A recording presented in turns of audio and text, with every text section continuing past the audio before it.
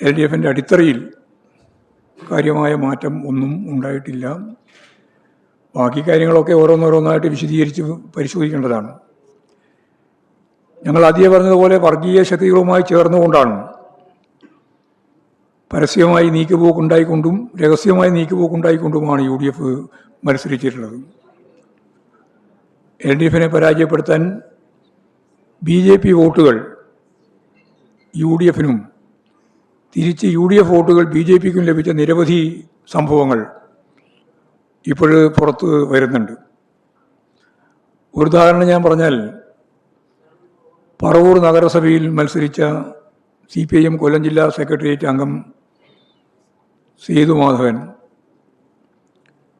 അവിടെ BJP സ്ഥാനാർത്ഥിയാണ് ജയിച്ചത്. ഞങ്ങൾ ജയിക്കാൻ സാധ്യതയുള്ളൊരു ഒന്നായിരുന്നു.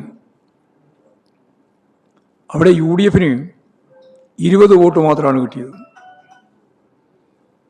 അപ്പോൾ എത്രത്തോളം വോട്ട് മാറ്റം ചെയ്യപ്പെട്ടിട്ടുണ്ട് എന്നതിന് ഏറ്റവും പ്രധാനപ്പെട്ട ഉദാഹരണമായി ഞാൻ ചൂണ്ടിക്കാണിക്കുന്നു എന്ന് മാത്രമേ ഉള്ളൂ. അപ്പോൾ ഇത്തരം പരസ്പരം സഹായിച്ച നിരവധി കാര്യങ്ങളെ നമുക്ക് മനസ്സിലാക്കാൻ സാധിക്കും. മതരാഷ്ട്രവാദം മുന്നോട്ടേക്ക് വെക്കുന്ന ശക്തികളുമായി നല്ല യോജിപ്പോടുകൂടിയാണ് UDF മത്സരിച്ചത്. ഇത്തരത്തിലുള്ള പ്രചരണങ്ങൾ യഥാർത്ഥത്തിൽ BJPയെയും സഹായിച്ചിട്ടുണ്ട് എന്നുള്ളതാണ് കാണാനാവുക. BJPക്ക് തിരുവനന്തപുരം നഗരസഭ